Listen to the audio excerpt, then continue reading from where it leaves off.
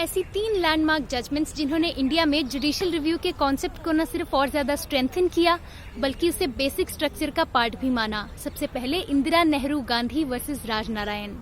इस केस में जब इंदिरा गांधी जी के प्राइम मिनिस्टर के इलेक्शन को ही चैलेंज कर दिया गया तो सबसे बाहर निकलने के लिए उन्होंने 39th कॉन्स्टिट्यूशनल अमेंडमेंट को इंट्रोड्यूस किया। आर्टिकल 329 में क्लॉजेस 4 और 5 जोड़े गए। President, vice president, prime minister और स्पीकर लोकसभा के इलेक्शंस को ही जुडिशियल रिव्यू के स्कोप से बाहर कर दिया गया।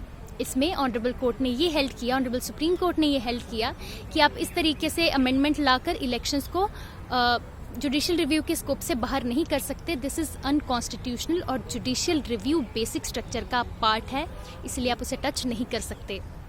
इसके अलावा IR Coelho versus state of Tamil Nadu में ये हेल्ड किया गया कि लेजिस्लेशंस को 9th शेड्यूल में डालकर आप उन्हें जुडिशियल रिव्यू और फंडामेंटल राइट से इम्यून नहीं कर सकते। This is unconstitutional.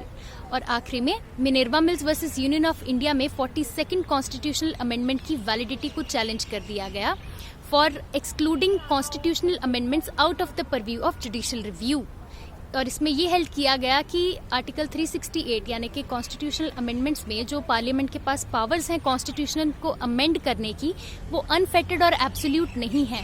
They are subject to the basic structure of the constitution. और फंडामेंटल राइट्स और जुडिशियल रिव्यू दोनों ही बेसिक स्ट्रक्चर हैं, इसीलिए अमेंडमेंट्स करके आप इन चीज़ों को ओवरराइड नहीं कर सकते।